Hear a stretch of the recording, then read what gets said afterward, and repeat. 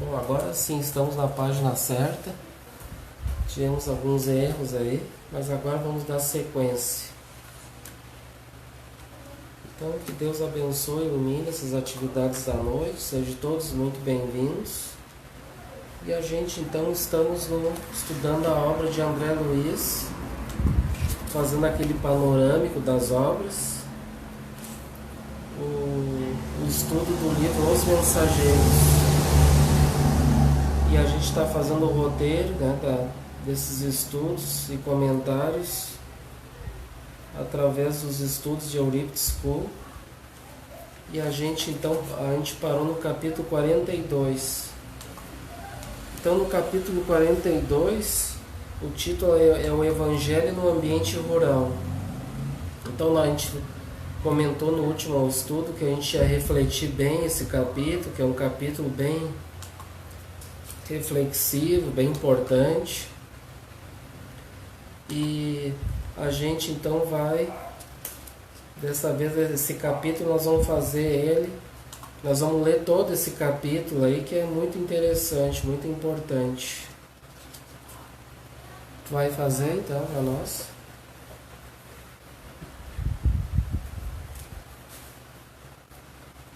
Então, se tiverem dúvida, vamos lendo, vamos comentando. Evangelho no ambiente rural.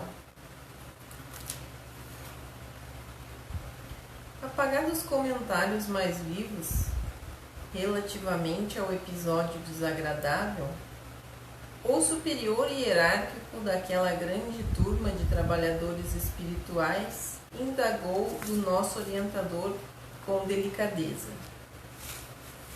Nobre Aniceto, valendo-vos da oportunidade, podereis interpretar para nós outros alguma das lições evangélicas ainda hoje? Aniceto aqueceu presunçoso.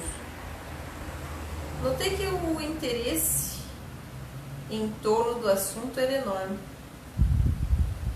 Com grande surpresa, vi que os servidores da glebra traziam ao estimado mentor um livro que não tive dificuldades de identificar. Era um exemplar do Evangelho, que Aniceto abriu firmemente, como quem sabia onde estava a lição do momento. Fixando a página escolhida, começou a meditar enquanto sublimada luz lhe aureolava a fronte. Houve profundo silêncio.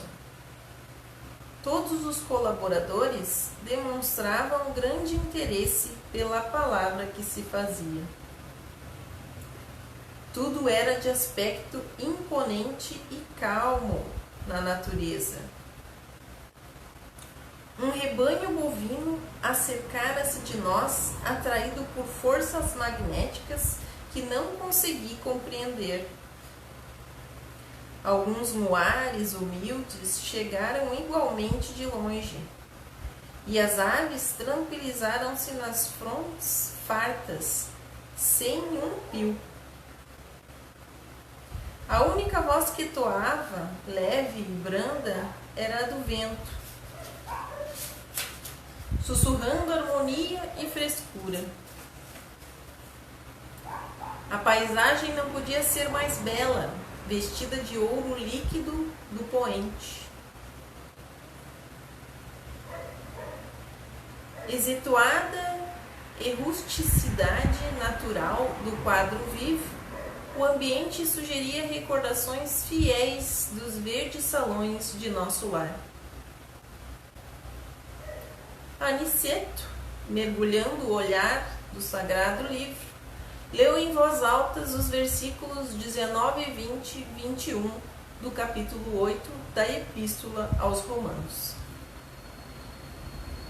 Então aí a gente vê que eles pedem para ele fazer uma reflexão, uma leitura, o mentor Aniceto, e uma surpresa para André Luiz, um livro que não foi difícil de identificar qual é o livro que ele trazia. Eles trazia a Bíblia. nas mãos, viu? O Evangelho. Não o Evangelho segundo o Espiritismo, que é muito conhecido por todos nós espíritos, mas o Evangelho original mesmo, né? E aí a gente vê, então, às vezes muitos dizem que no mundo espiritual os mentores carregam o Evangelho ali sempre com eles, né? Eles têm aquilo ali como diretriz, como norte. Né? E muitos ainda acham que para muitos espíritos, infelizmente, acham que é bobagem, né? Estudar o Evangelho, né? A Bíblia, mas a gente vê aí nessas próprias obras aí e outras obras de André Luiz que nós vamos ver que eles vão estar sempre trazendo ensinamentos evangélicos, né? Da Bíblia para nós. Então vamos refletir agora o que ele vai, essa epístola dos Romanos, aos Romanos, que ele traz para nós a reflexão.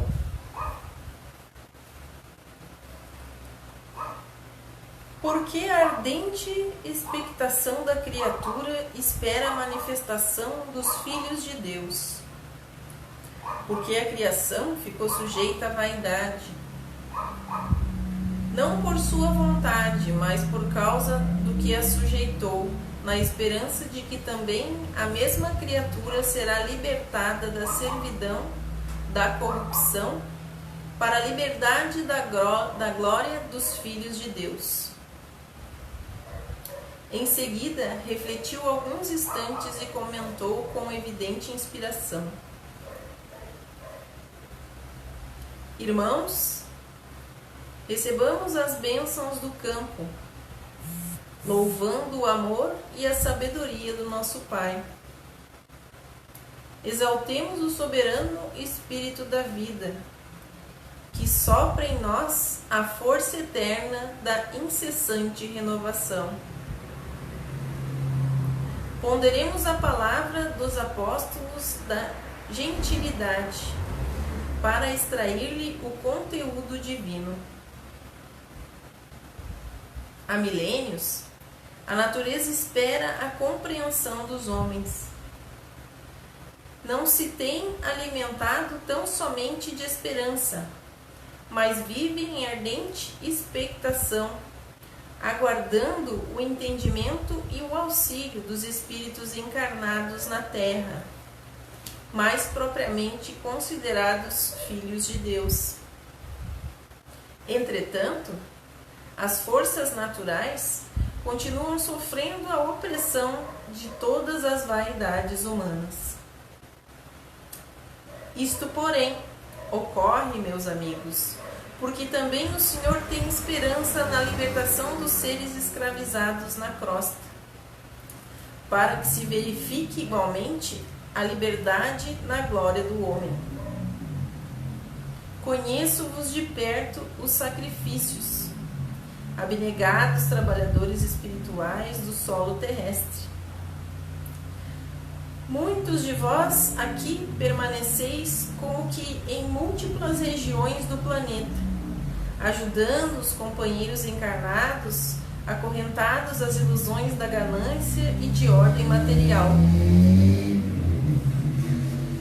Quantas vezes vosso auxílio é convertido em baixas explorações no campo dos negócios terrestres? A maioria dos cultivadores da terra tudo exige sem nada oferecer. Enquanto zelais cuidadosamente pela manutenção das bases da vida, tendes visto a civilização funcionando qual vigorosa máquina de triturar, convertendo-se os homens, nossos irmãos, em pequenos moleques de pão, carne e vinho, absolutamente mergulhados na viciação dos sentimentos e nos excessos de alimentação, despreocupados do imenso débito para com a natureza amorável e generosa.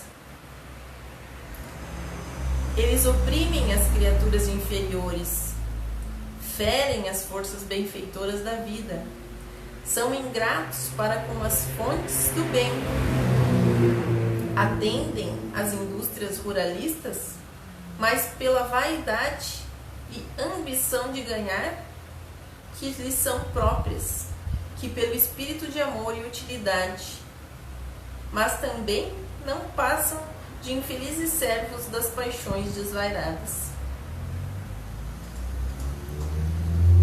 Traçam programas de riqueza mentirosa que lhe constituem a ruína. Escrevem tratados de política econômica que redundam em guerra destruidora. Desenvolve o comércio do ganho indébito, colhendo as complicações internacionais que dão curso à miséria. Dominam os mais fracos e os exploram, acordando, porém, mais tarde entre os monstros de ódio, e para eles, nossos semelhantes encarnados na crosta, que devemos voltar igualmente os olhos com espírito de tolerância e fraternidade. Ajudemo-los ainda, agora e sempre. Não esqueçamos que o Senhor está esperando pelo futuro deles. Escutemos os gemidos da criação, pedindo a luz do raciocínio humano.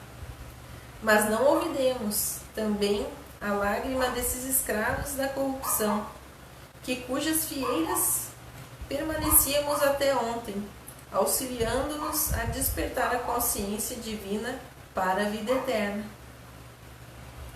Ainda que rodeiem o campo de vaidades e insolências, auxiliemo-los ainda. O Senhor reserva acréscimos sublimes de valores evolutivos aos seres sacrificados.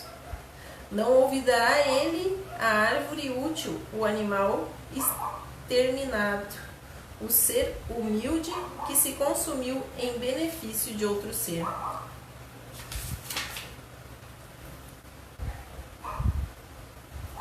Cooperemos por nossa vez no despertar dos homens, nossos irmãos, relativamente ao nosso débito para a natureza maternal.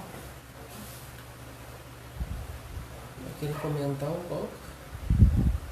Bastante. Não, parece que eles estão falando de agora, né? Isso aí que ficou bem interessante, essa reflexão aí desse capítulo, porque o próprio versículo que traz a nós ali de Paulo aos Romanos, esse capítulo 8 aí, ele refere ao homem deixar de ser escravo se libertar dessa escravidão da crosta, né, que leva o homem à ignorância, ao materialismo, ao consumismo desenfreado. E tudo isso hoje, imagina esse livro aí que foi em torno no século XX, no início do século XX, essa obra, ele já comentando sobre isso. E isso tudo ele nos alertou. E a gente teve muitos alertas. Só que o ser humano totalmente cego, né, escravo das questões materiais. E hoje a gente chega ao cume dessa ignorância toda aí, de estarmos agora vivendo nessa situação agora calamitosa, que estamos vivendo nesses dias turbulentos aí, e que isso tudo já eles foram avisando, alertando do homem para que o homem buscasse não só aqui viver, mas que desse valor ao espírito, ao corpo, que pudesse também valorizar a natureza, que o ser humano só explora, como o mentor diz ali, explora e não extrai tudo que tem da natureza e não dá o mínimo valor, não repõe, não faz um esforço de auxílio também a esses seres inferiores que tanto nos servem, né, há séculos, né, há milênios aí estão nos servindo. E a gente só quer extrair, só quer se beneficiar de tudo, e a gente não para refletir nessas questões que a gente tem que entrar mais para dentro de nós, né, buscar a reflexão, buscar as questões superiores da vida, a espiritualidade. E isso tudo que a gente chegou nos dias de hoje, até esse vírus destruidor que a gente chegou até nós, aí a humanidade, isso tudo foi por causa da das consequências, né, que nós mesmos causamos, das nossas irreflexões, dos nossos desvarios, né, desvaneios. E aí então Deus nos envia muitos têm esse vírus aí destruidor como uma praga, né, como uma maldição, mas que na verdade a gente vê como uma bênção divina. E muitos devem ficar até espantados. Como assim uma bênção divina? Porque Deus ele tem aquele dito que diz, né? Deus é bom a todo momento, né? A todo momento Deus é bom. E se Deus a gente estuda na doutrina que é um Deus de amor, de justiça, de caridade, e que ama todos os seus filhos, mesmo ao pior dos criminosos, Ele só quer o nosso bem. E por mais que muitos podem achar que esse vírus aí é uma maldição, que o próprio Deus nos castiga e pune, a doutrina espírita não nos ensina que Deus nos pune. A gente aprende que a punição vem por nossos próprios erros, nossas próprias consciências deturpadas e vivendo desregradamente ao longo dos séculos. E a gente então, na doutrina espírita, a gente refletindo essa palestra da noite de hoje, do irmão Aniceto, esse capítulo aí 42, os mensageiros, exatamente, parece que está trazendo para agora, para os dias de agora, só faltou ele falar ali no coronavírus, né? Mas tipo assim, foi um alerta. E enquanto ele fazia o evangelho, que ele se iluminou de luz ali, uma coisa interessante é que a própria natureza se aproxima daquela luz, daquela sintonia espiritual, daquele bem-estar que o Evangelho de Jesus, né, traz a todas as nossas almas. E aqueles seres inferiores suplicando aquela paz, aquele amor, um pouco de consolo, né, aos seus sofrimentos, porque com certeza eles também... Imagina o sofrimento que eles se sentem hoje, né? Se sentindo escravos do ser humano, e o ser humano fazendo tudo isso, né? Que a gente vê que ele comete com a natureza divina. E aí o benfeitor ali diz, né? Vai dizer que tudo isso um dia nós vamos trabalhar em harmonia, né? O ser humano vai começar a auxiliar, né? Ter entendimento desses seres inferiores, não vai mais maltratar, fazer o que faz, e eles também vão nos ajudar. Então essa palestra aí é muito importante para a gente refletir nessas questões, né, que a gente está vivendo hoje e que muitos não entendem o porquê que está acontecendo isso. Acho que é uma punição, que é o fim do mundo, que vai acabar tudo, né? E não é por aí, né? É uma bênção que Deus nos envia para a gente refletir, meditar, para nós entrarmos para dentro de nós, saber que Deus existe, que Ele está olhando por todos nós e que nos aguarda nossos arrependimentos sinceros, né, de braços abertos. Então é um momento de buscar a espiritualidade, buscar Deus, orar, vigiar, né, entrar em essa comunhão, porque muitos foram indiferentes, né, ao Evangelho, aos ensinamentos divinos. E hoje tudo isso é consequência. Então a gente aprende essas coisas bastante na doutrina que nos ajuda, né, a entender isso tudo, o que está acontecendo. Posso continuar? Eu não sei onde eu parei. Cooperemos por nossa vez no despertar dos homens, nossos irmãos, relativamente ao nosso débito para com a natureza maternal. Sempre ao voltarmos à costa, envolvendo-nos em fluidos de círculo carnal, levamos muito longe a aquisição de nitrogênio. Convertemos em tragédia mundial o que poderia constituir a procura serena e edificante. Como sabemos, organismo algum poderá viver na Terra sem essa substância.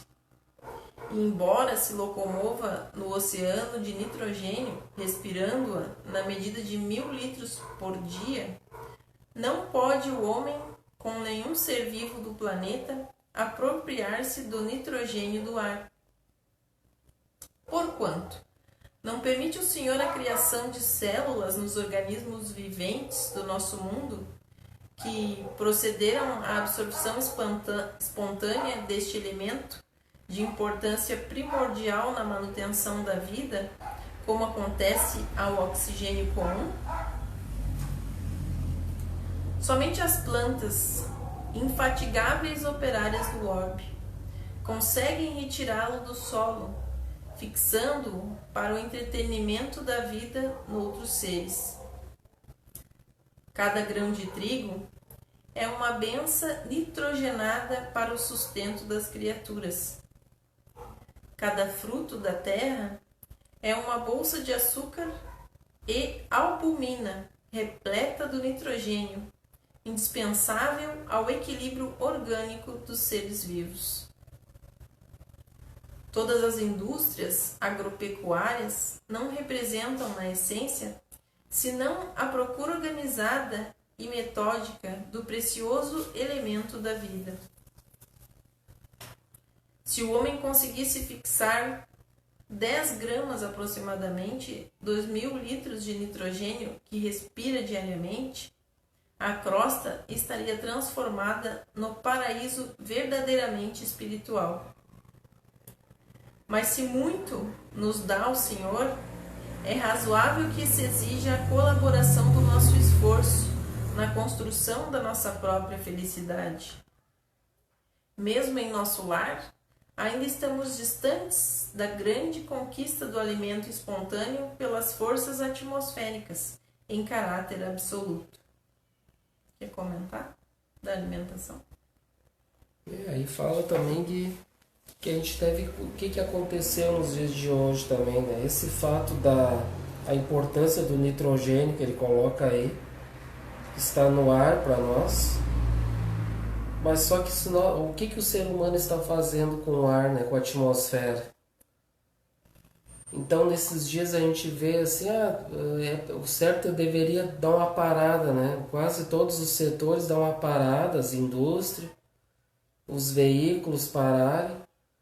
E isso, muitos já pararam, a maioria. E isso já causou a gente vê assim, uma melhoria no meio ambiente, em termos de poluição.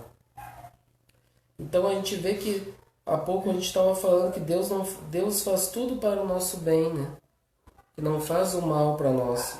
Então o ser humano estava num momento de desenfreado, de somente poluir o meio ambiente, como a gente estava dizendo, explorando a natureza, poluindo, sem saber das consequências que poderia resultar. A Fábio comentou aqui: esses vírus, se observarmos, sempre vêm de algum animal. Porco, galinha, macaco. A peste negra foram dos ratos, mas ainda não percebemos que eles devem ser respeitados. O Rafael, aquele nosso amigo franciscano lá do Rio, hoje estava comentando, depois desse acontecimento aí, de aparecer esse vírus agora e deles saberem que veio dos próprios animais e a contaminação da carne, ele disse que vários deles começaram a virar vegetarianos ou veganos, por causa que ele sabe que vem dos animais essas doenças, né? Ele teve várias pessoas que perguntaram: como é que eu faço para ser vegetariano? Porque eu não quero me contaminar com a carne, né? E aí a Fábio comentou isso e eu quis falar do que ele disse lá. Quer dizer, a consciência das pessoas começa a mudar quando afeta o geral, né? Quando afeta a tua família, principalmente, né? Porque a gente tem aquela coisa do egoísmo, né? Primeiro eu, depois os meus, e o resto é o resto. Só que com esse vírus que apareceu agora, não é mais assim, né? O pensamento tá mais... claro que a gente automaticamente pensa, né? Primeiro os meus, né? Depois os outros. Mas tá tendo uma consciência maior de... precisamos todos nos ajudar para que a coisa melhore, né? A grande maioria tá tendo essa consciência de vamos parar todos para que possamos todos sobreviver ao que está acontecendo no momento.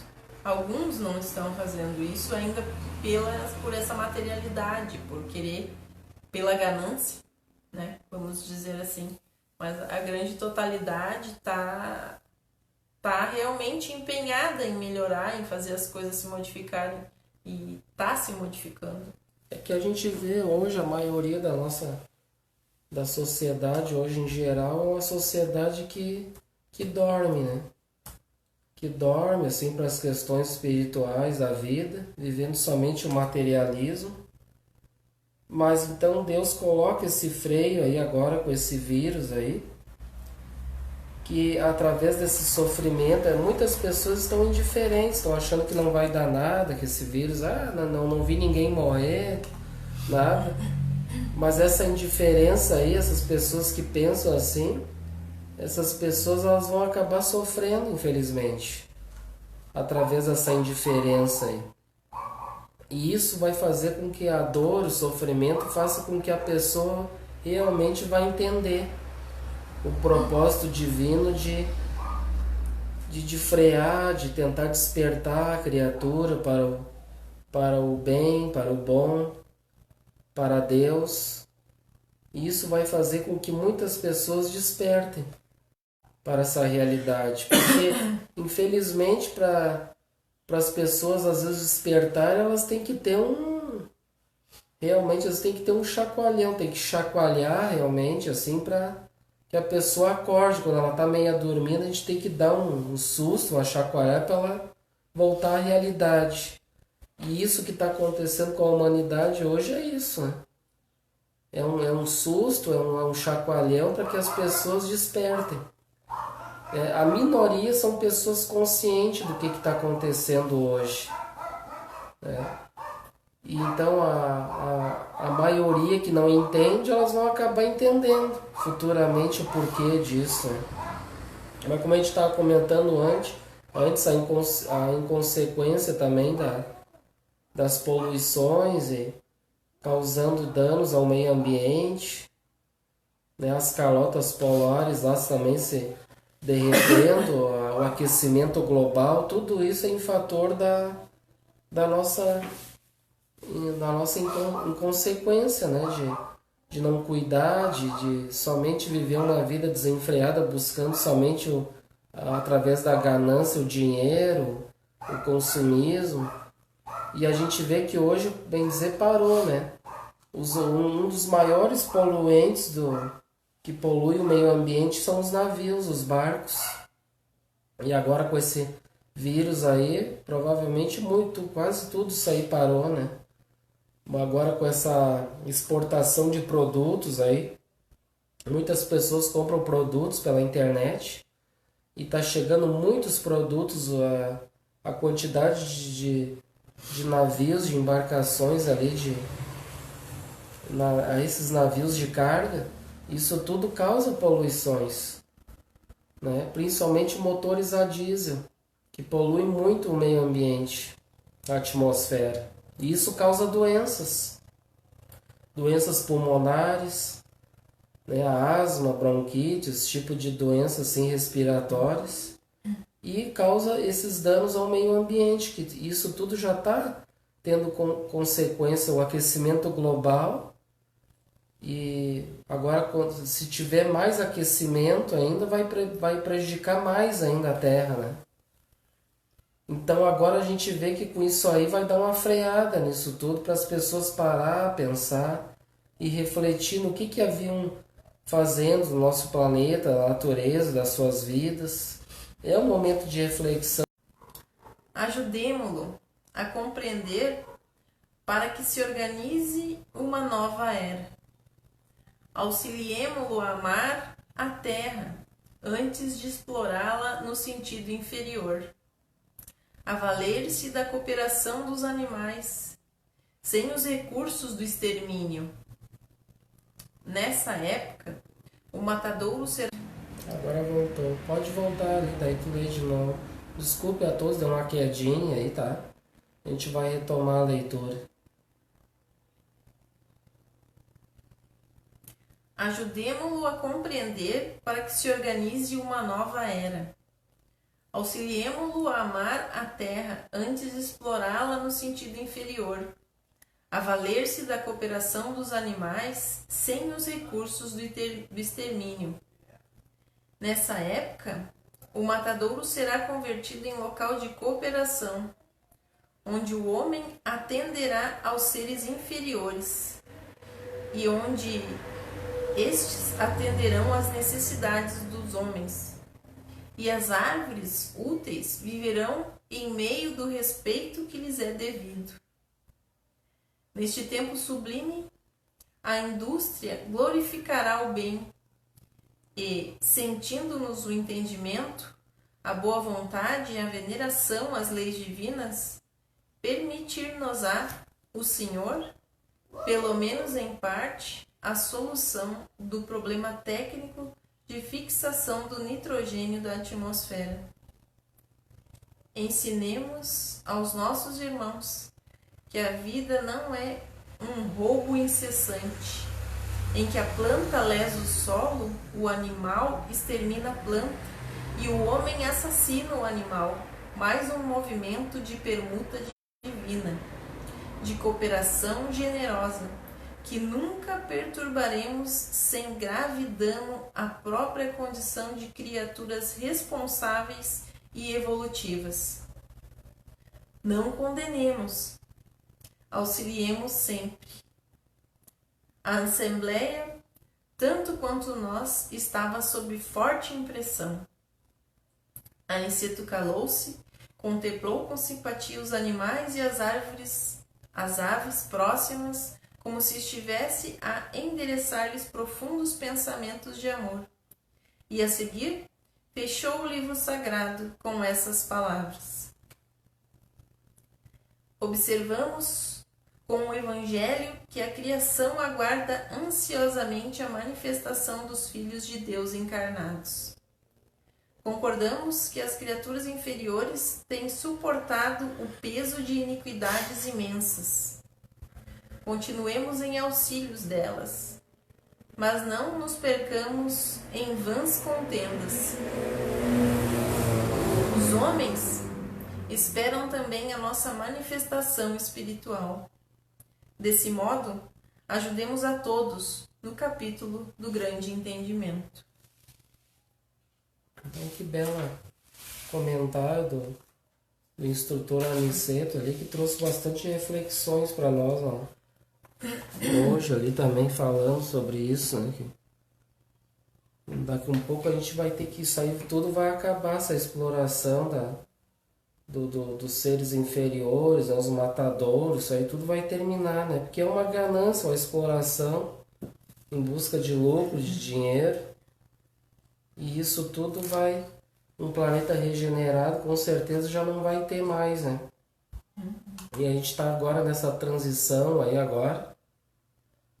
E com certeza já está cada vez mais... já estamos chegando próximos já à regeneração, né, com tudo isso.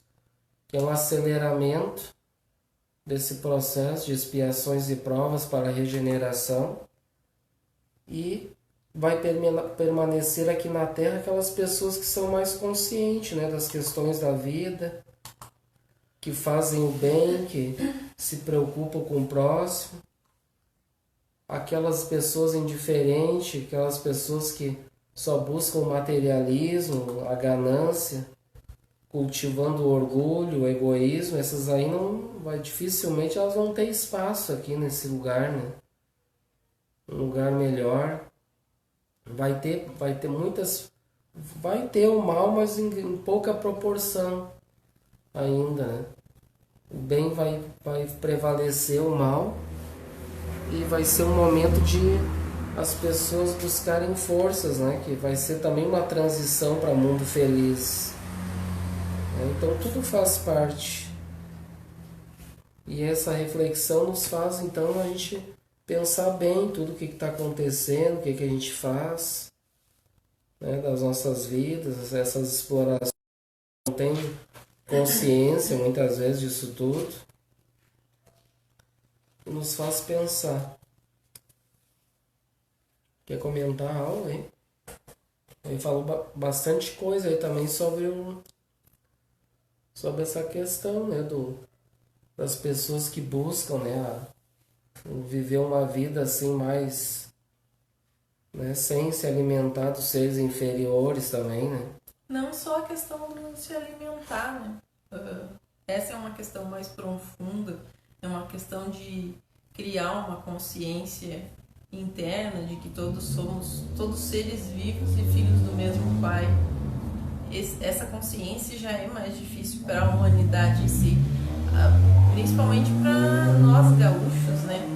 Que desde pequenos temos embutidos em nós essa alimentação de carne, né? O churrasco. Vamos comer um churrasquinho no final de semana. Vamos reunir o pessoal para comer uma churrascada, né? Oh, delícia, aquela carninha gorda. Mas isso é pela consciência, isso é com o tempo que a gente vai criando, né? De tu entender que é um irmãozinho teu que está sendo servido ali. Demora para criar essa consciência, mas não tanto desta forma, mas de todas as formas, como um cavalo que carrega uma carroça, né? Quantas vezes a gente já viu na rua, aqui mesmo onde a gente mora, tem várias lombas, e os cavalos às vezes não suportam o peso das carroças com que eles colocam dentro, e eles batem e batem nele para que ele vá, mas ele já não suporta o peso e ele ainda tem que apanhar por causa disso. Então é essa consciência de enxergar os animais com outro olhar, né? Não como, eles servem para nós, eles são nosso instrumento de servidão para nós, entendeu? A gente até comentou isso aí no estudo passado, acho que não sei, tu não estava aí, eu acho. Que eles comentaram sobre um espírito que estava cuidando de uma rua, numa zona rural também, e um homem veio um monte de espírito para auxiliar ali, que um homem estava sangrando a cabeça, que ele estava numa carroça ali e estava um burrinho puxando. Só que ele foi tão mal pro burrinho, ele batia muito no animalzinho, escravizava ele, achava que ele tinha que seguir só o que ele queria ali, fazendo só maldade para ele acabou dando um coice na cabeça dele e ele ficou com a cabeça, daí levaram ele lá para atender ele lá numa casa lá, e daí eles estavam, o espírito, o instrutor estava, o responsável pelaquela região, ele questionou aquele que estava cuidando daquela rua, que era responsável. A gente vê os espíritos que tem uma hierarquia, né? Aqui o espírito responsável, por exemplo, por este bairro, ele vai acontecer alguma coisa aqui na rua do Sabiá, né? Daí ele vai prestar conta àquele um espírito que cuida dessa rua. O que aconteceu nessa rua aí que esse homem aí foi, né? Aconteceu isso aí, lesou a cabeça dele, o que houve? Foi grave esse acidente. Aí no livro ele comenta, né? Eles, não, é que eu fiz de tudo para tentar ajudar, minorar, mas o homem era muito ignorante, muito rude com o animal.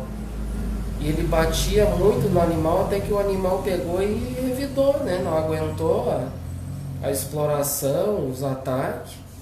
E a natureza se defende também, né? A gente vê que a natureza vai levando golpes, assim como o animal levou, da nossa própria ignorância. E ela vai chegar a um ponto que ela vai usar suas armas, ela vai se defender contra o ser humano também, né? Que tipo assim, ela vai dizer pra nós, ela vai dizer, vai dar um basta, né? Vai chegar um momento que ela vai dizer basta, chega de sofrimento. Agora vocês vão ter que sentir na pele tudo isso que vocês causaram a nós, né? A natureza, né? Então a gente vê essas inconsequências aí que a gente até comentou, pessoas ainda, né? Eu tinha visto até não muito tempo um homem já bem assim, já pesado, segundo uma carroça, o cavalo magrinho, cheio de peso, em vez de ele descer e ajudar o animal, ele ainda batia no animal e queria que o animal levasse todo aquele peso, e ele, já sendo um homem pesado também, já com sobrepeso já excessivo. E aí aquilo me chocou muito, a gente não esquece essas cenas fortes, né? Então são essas coisas que faz a gente né, pensar o que a gente está fazendo, né, daqueles animais que querem para a gente um ajudar o outro, e com certeza eles iam colaborar muito mais se a gente fosse melhor com eles também, né? E tu pode verificar, todos os animais são amorosos. Todos são amorosos. Se eles não são, é porque eles são reflexo daquilo que o homem fez com ele, né? Qualquer animal que tu crie desde pequeno, pega uma fera selvagem do meio do mato lá. Se ela nasceu e tu criou, aquele animal tem um carinho fantástico, porque a gente vê isso. Claro que tu sabe que ele é um animal selvagem, que ele é grande, né? Que daí tu vai ter aquele receio. Mas se tu criou ele com amor, ele sabe, ele sente. O animal, ele tem essa coisa de ter aquela vibração, de sentir a tua vibração, se tu ama ele ou não. Se tu quer judiar dele ou não. E o que ele faz? Ele se defende. Se o animal está bem alimentado e ele tem carinho, ele tem vontade de ir até ti, de fazer o que ele puder por ti, sabe? E a gente vê isso com qualquer animal. Existem vários vídeos que a gente vê na internet mesmo, de que uma galinha é carinhosa. Já teve um vídeo que passou pela internet várias vezes, de uma galinha que ela esperava a menina descer do ônibus todo dia, ia correndo até a menina e a menina abraçava ela. Quer dizer, todos os animais, eles têm um sentimento e um carinho. Isso vai depender de como a gente vai tratar eles. O problema é que a gente usa eles ao nosso bel prazer, para que nos sirvam, né? E eles estão aguardando ali esse momento, né? Eles estão cansados de ser explorados, de sofrer. E nem ali que eles se reuniram em torno do evangelho, os animais vieram ali, os bois e aves vieram para se banhar naquela luz, aguardando essa paz. Aquela passagem mesmo do Francisco que a gente leu esses dias do evangelho, sobre o peixe, né? Que o Francisco foi lá, estava lá numa cidade lá, e aí os homens, vendo que ele peregrinava e estava com fome, eles foram lá e pegaram um peixe para ele comer, né? Pescaram um peixe. Ó, Francisco, eu pesquei um peixe para te comer. E aí ele pegou, tirou o peixe do anzol, deu um beijo no peixe, conversou com ele e disse: pode ir, ele disse: pode ir, meu irmão, né? Eu não tô com essa fome para fazer isso contigo. E disse: vai em paz. E largou ele dentro da água, né? O Francisco, ele tinha uma iluminação fantástica dentro dele para isso, né? Para ter esse sentimento com todas as criaturas. Mas e olha que naquela época a subsistência não era que nem agora, que a gente compra tudo no mercado, que vem tudo na nossa mão, né? Era tudo com sacrifício, né? Ainda tinha aquela coisa de vamos ter que pescar, porque o que nós vamos comer, né? Era assim antigamente, não era... Sei lá quanto tempo o pessoal demorou, acho, para aprender com os índios, que tinha que plantar para colher, para comer, né? Teve uma evolução nesse sentido. Naquela época não tinha a era industrial das indústrias. Não era assim, né? Não era produzir. Hoje a gente tem na mesa vontade, né? Qualquer coisa que a gente tenha vontade de comer, e isso é fabricado. Então, esse amor que ele tinha, o Francisco tinha por todas as criaturas, então é fantástico, sabe? Essa iluminação de consciência dele. Claro que ele era um espírito muito mais evoluído que a gente, né? Mas todos nós que somos espíritas, a gente sabe que o caminho é esse, a gente está indo para esse lado de ser um espírito crístico, né? Então, quanto antes a gente criar essa consciência dentro de nós, menos a gente vai sofrer, né? É uma evolução assim que a gente não tem noção, né? Não. Imagina, a gente pensa em Jesus assim, que é um espírito assim, que a gente não tem não tem palavra, não tem entendimento do que é um ser crístico como ele, né? A gente vê os exemplos de Francisco também, que tá abaixo na evolução do Cristo, né? E ele fazendo tudo isso, se comunicando com os seres da natureza, conversando com eles, né? E fala no livro, nesse livro, que a gente até faz os evangelhos no lar com ele, contando as histórias do Pai Francisco. Ele fazendo palestra para os peixes, sabe? E os peixes apareciam ali emergiam ali, ficavam ali na água ali para escutar a palestra dele, ele conversando. É uma coisa assim que muitos podem assim a gente entender que não, isso aí não pode, não existe uma coisa dessa. Como que eles vão entender isso tudo? Mas exatamente, nós somos muito ignorantes para entender. Essa história do Francisco e o lobo, né? Que ele foi lá e conversou com ele estava assolando lá, aterrorizando uma cidade, estava todo mundo com medo do lobo, e aí ele sabia que o Francisco ia estar lá, naquela cidade, e aí pediram para que o Francisco intercedesse, então, já, né, que eles sabiam da fama dele e tudo. E aí o Francisco foi, de cara limpa, lá pra falar. Voltou. Como eu tava contando, daí o Francisco foi na cara limpa falar com o tal do lobo, que tava todo mundo com medo, que o lobo tava matando os cachorros, que ele tava pegando as galinhas da vizinhança, e não sei o que.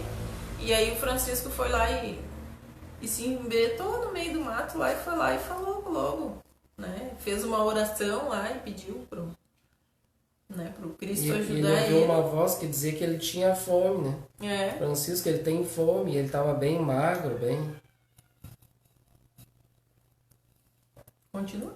E aí, então, ele se aproxima dele, sente o amor de Francisco, ele já cai nos pés dele, ali, fica ali, e ele faz carinho nele, e os dois saem juntos ali, né? Aí depois ele leva até a comunidade vê os dois juntos, daí ele avisa a comunidade, não, agora a partir de hoje ele fez um trato com o lobo ali, que ele não ia fazer mais mal para nenhum ser humano, né? Para ninguém. E aí as pessoas ficavam de dar alimento para ele, né?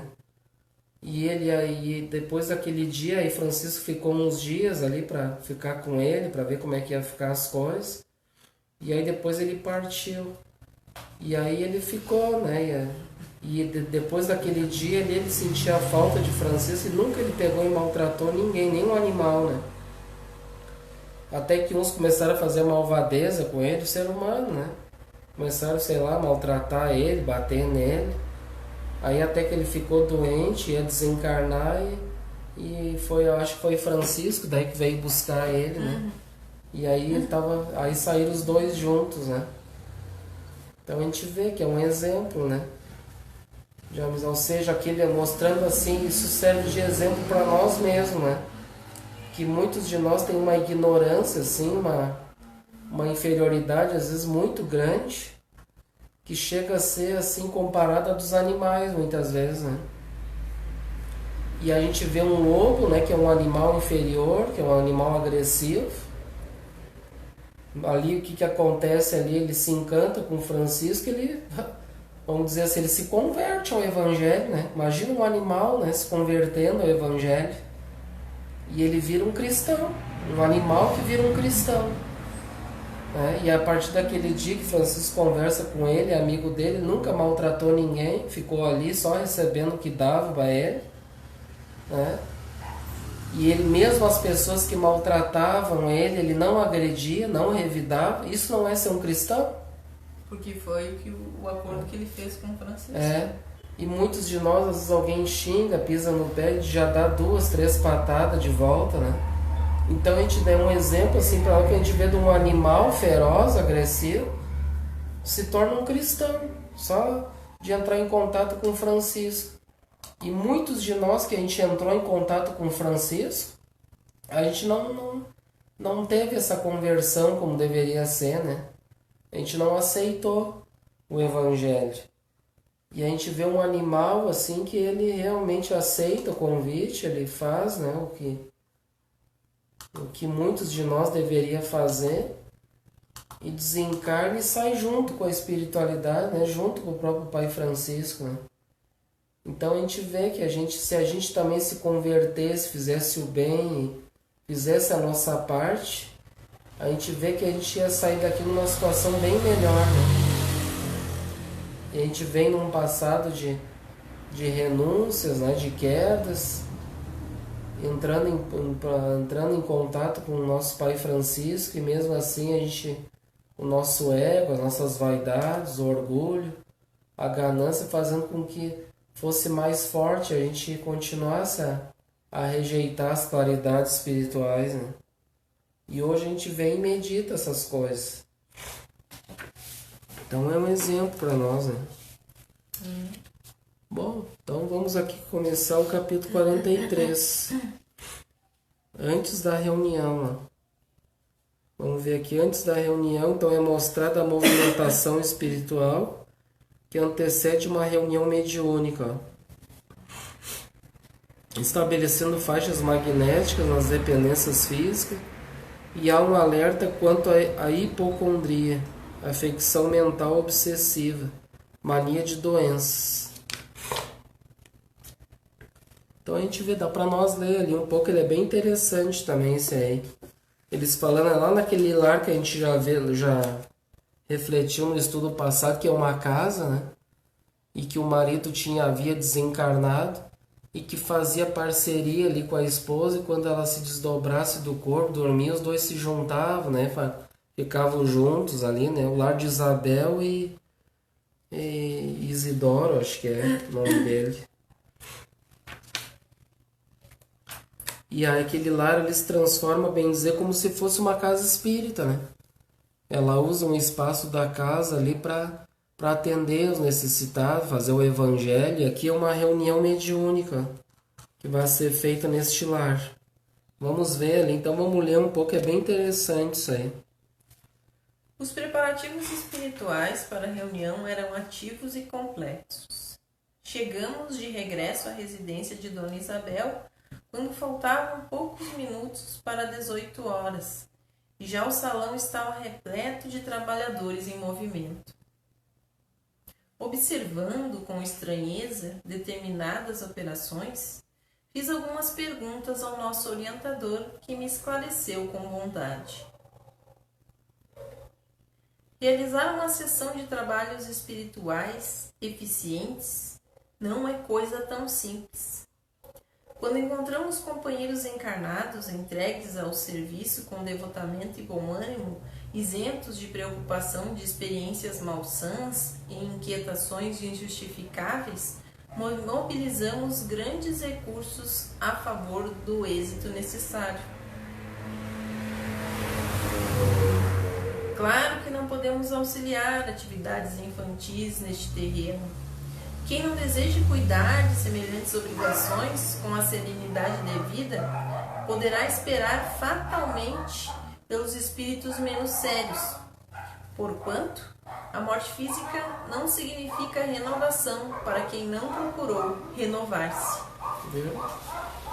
Então aí a gente viu um comentário dele explicando ali que uma reunião espírita é uma reunião séria, né?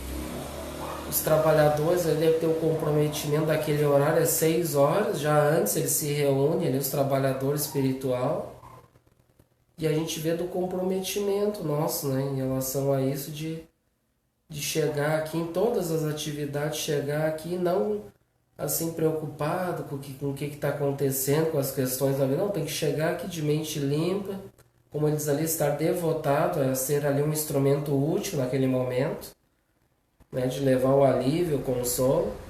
E é isso que todo mundo deve ter em mente, né? Se eu estiver ali perturbado ou querendo usar as reuniões espíritas como futilidade, ali, como ele diz ali, infantilidades, vai atrair os espíritos inferiores, né?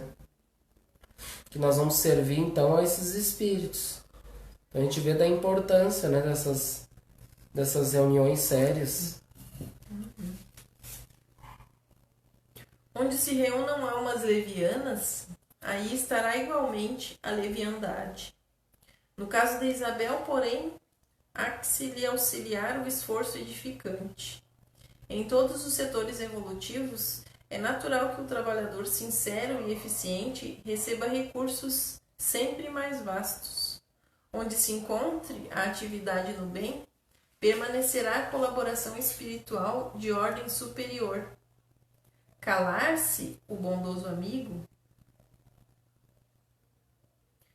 Continue reparando as laboriosas atividades de alguns irmãos que dividiam a sala, de modo singular, utilizando longas faixas fluídicas. Aniceto vem em socorro da minha perplexidade, explicando atencioso. Estes amigos estão promovendo a obra de perseveração e vigilância. Serão trazidas aos trabalhos de hoje algumas dezenas de sofredores e tornar-se imprescindível limitar-lhes a zona de influenciação neste tempo familiar. Viu?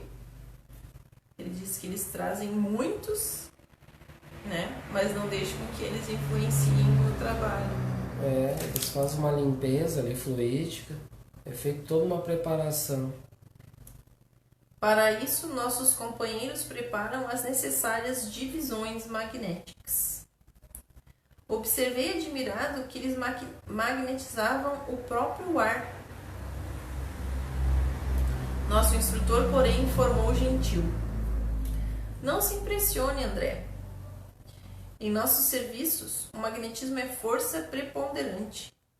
Somos compelidos a movimentá-lo em grande escala. E sorrindo concluiu. Já os sacerdotes do Antigo Egito não ignoravam que, para atingir determinados efeitos, é indispensável impregnar a atmosfera de elementos espirituais, saturando-a de valores positivos da nossa vontade. Para disseminar as luzes evangélicas aos desencarnados, são precisas providências variadas e complexas, sem o que tudo redundaria em aumento de perturbações. Este núcleo é pequenino, considerado do ponto de vista material, mas apresenta grande significação para nós outros. É preciso vigiar, não os esqueçamos. Enquanto as atividades de preparação espiritual seguiam intensas, Dona Isabel e Joaninha, noutra ordem de serviço, chegaram ao salão dispondo arranjos diferentes. Usaram largamente a vassoura e o espanador. Revestiram a mesa de toalha muito alva e trouxeram pequenos recipientes de água pura. A uma ordem de um dos superiores daquele templo doméstico, espalharam-se os vigilantes em derredor da moradia singela. Nos menores detalhes estava a nobre supervisão dos benfeitores. Em tudo, a ordem, o serviço e a simplicidade. Logo após alguns minutos, além das 18 horas, começaram a chegar os necessitados da esfera invisível ao homem comum.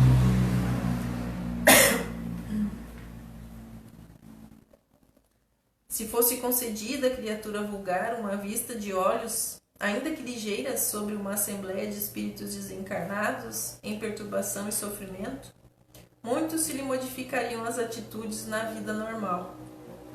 A gente vê aqui, por exemplo, esses preparos das reuniões espíritas, e a gente vê que nem aquele falando ali, parece que a gente vai olhando aqui, né, na nossa situação, a gente vai comparando as coisas. Que nem nós aqui também, o ambiente aqui, a casa é pequenininha, a casa de Francisco, singela, humilde, né, que nem o lar da Isabel. E a gente vê assim, é pequenino assim nas questões materiais, mas para a parte espiritual ele se abrange. Ele se torna grande o trabalho na esfera espiritual. E muitos pensam assim, poxa vida, mas eu vou lá, muitas vezes na casa espírita não tem quase ninguém, aquela coisa toda. A gente vê aquele, mesmo que for um ou dois que tiver devotado ali sério, a espiritualidade conta com eles. E a gente vê já aqueles irmãos que eles preparam para trazer, né?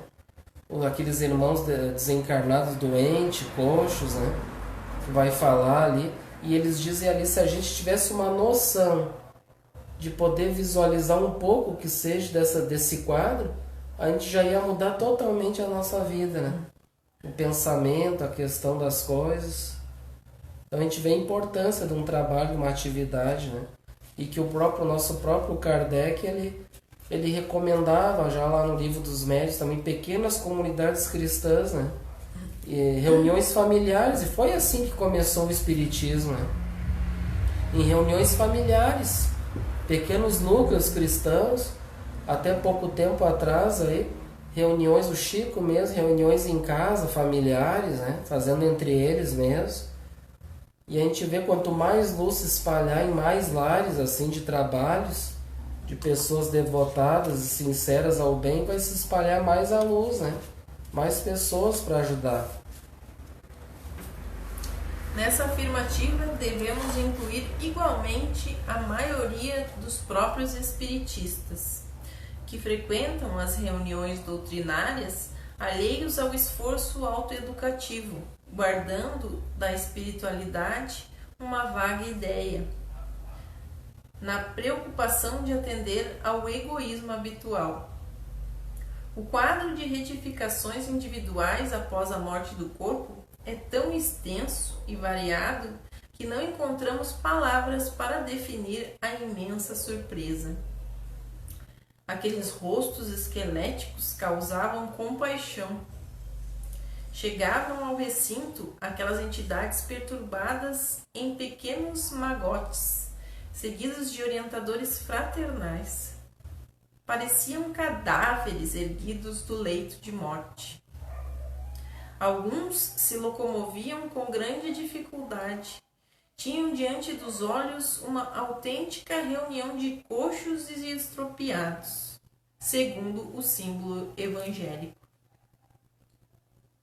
Em maioria, esclareceu Aniceto, são irmãos abatidos e amargurados, que desejam renovação sem saber como iniciar a tarefa.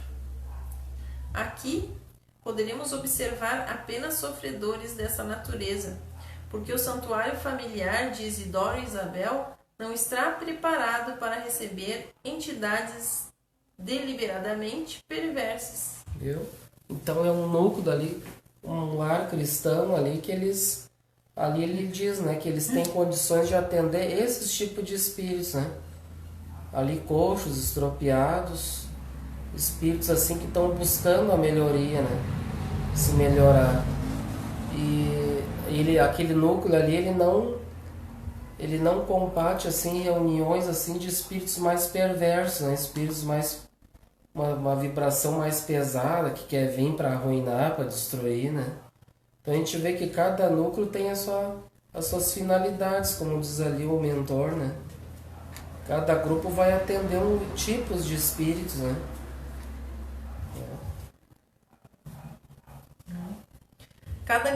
Cada agrupamento tem os seus fins. Com efeito, os recém-chegados estampavam profunda angústia na expressão fisionômica. As senhoras em pranto eram numerosas. O quadro consternava, algumas entidades mantinham as mãos no ventre, calçando regiões feridas. Não eram poucas as que traziam ataduras e faixas. Muitos, disse-nos o mentor, não concordavam ainda com as realidades da morte corporal. E toda essa gente, de modo geral, está prisioneira da ideia da enfermidade. Existem pessoas, e vocês, como médicos, as terão conhecido largamente, que cultivam as moléstias com verdadeira volúpia. Apaixonam-se pelos diagnósticos exatos, acompanham no corpo como indefinível ardor as manifestações dos indícios mórbidos, estudam a teoria da doença de que são portadores, como jamais analisam um dever justo no quadro das obrigações diárias. e quando não dispõem das informações nos livros, estimam a longa atenção dos médicos, os minuciosos cuidados da enfermagem e as compridas dissertações sobre a enfermidade que se constituem voluntárias prisioneiras. Sobrevindo a desencarnação, é muito difícil o acordo entre elas e a verdade, porquanto prosseguem mantendo a ideia dominante. Às vezes, no fundo, são boas almas, dedicadas aos parentes de sangue e aproveitáveis na esfera restrita de entendimento a que se recolhem. Mas, no entanto, carregadas de viciação mental por muitos séculos consecutivos. Ele está falando das pessoas doentes de enfermidade, né? Tem aquelas que ficam procurando ainda, né? Tem uma coisa que diz, mas eu tenho isso. Não, mas eu não sei. Eu acho que eu não estou bem. Elas ficam procurando doença. É o que o Eurípides colocou aqui, a hipocondria, o nome, né? Afecção mental obsessiva, mania de doenças, né? Viu? Aquelas pessoas que ficam atraindo aquelas doenças obsessivas, né? Como ele disse, né? Tem pessoas até que são boas, né? Ajudam a cuidar dos familiares e tudo, mas eles são viciados naquilo ali, né? E a gente sabe, né? Que tudo é sintonia. É o que tu tá sintonizando, é o que tu vai desejar depois, né? Onde está o teu coração, né? E num gesto diferente, nosso instrutor considerou: demoramos-nos todos a escapar da velha concha do individualismo. A visão da universalidade custa preço alto e nem sempre estamos dispostos a pagá-lo. Não queremos renunciar ao gosto antigo. Fugimos aos sacrifícios louváveis. Nessas circunstâncias, o mundo que prevalece para a alma desencarnada por longo tempo é o reino pessoal de nossas criações inferiores. Ora, desse modo,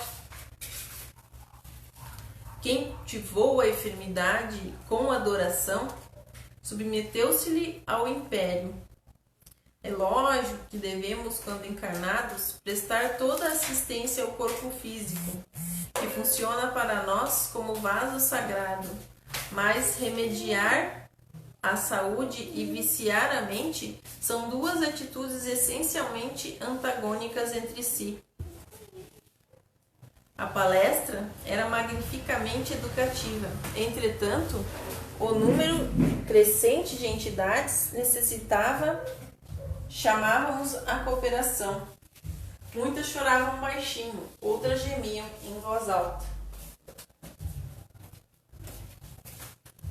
Então a gente vê, né, o que acontece nessas reuniões, né, que a gente muitas não se dá por conta. O que acontece no mundo espiritual. Concluiu aí? Depois de longa pausa, Aniceto advertiu: vamos ao serviço. Para nós, cooperadores espirituais, os trabalhos já começaram. A prece e o esforço dos companheiros encarnados representarão o termo desta reunião de assistência e iluminação em Jesus Cristo. E a gente muitas vezes acha que as reuniões, quando a gente encerra aqui, acender a luz, né? Então a gente vê muitas vezes quando a gente conclui aqui as reuniões, qualquer reunião a gente acha assim, a gente concluiu, terminou, né? Mas só que não, porque no mundo espiritual os trabalhadores incansáveis do bem estão sempre operando. E eles têm muitos compromissos, muitas atividades, como ele até estava dizendo ali, que os trabalhos, depois quando a gente desencarna, os trabalhos no mundo espiritual são muito amplos. Tem muita atividade, muito trabalho. A seara é muito vasta, mas às vezes tem até poucos trabalhadores, como menciona Jesus no Evangelho, aguardando colaboradores, cooperadores que possam fazer esse intercâmbio aqui, nós nos colocando apenas como humildes instrumento desse intercâmbio espiritual, de ser útil aqui, de abrir uma porta aqui entre desencarnados e encarnados para gerar um campo de luz, né? De paz, um ambiente salutar, de atender esses irmãos sofredores, porque com certeza são muito mais desencarnados sofredores do que encarnados aqui. Para cada encarnado existem em torno de 3 desencarnados. Então a gente vê da importância, né, dessa cooperação entre os dois planos. E no mundo espiritual a gente termina as atividades aqui, vai fazer nossas coisas, afazeres, outras coisas que a gente vive aqui no plano terrestre, mas o mundo espiritual continua, né? Trabalhando incansavelmente no bem, essas falanges espiritual, levando irmãos para colônias, né, e socorrendo aqueles outros.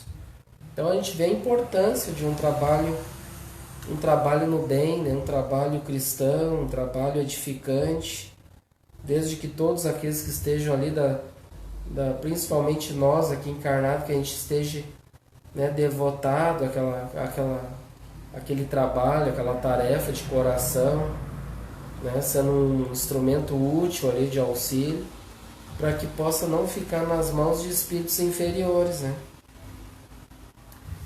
Bom, gente, amigo, então vamos ficar por aqui, né? A gente refletiu bastante coisa hoje sobre o que a gente está vivendo hoje, esses dias, aquela palestra anterior, e aí refletindo um pouco sobre as nossas reuniões espíritas também.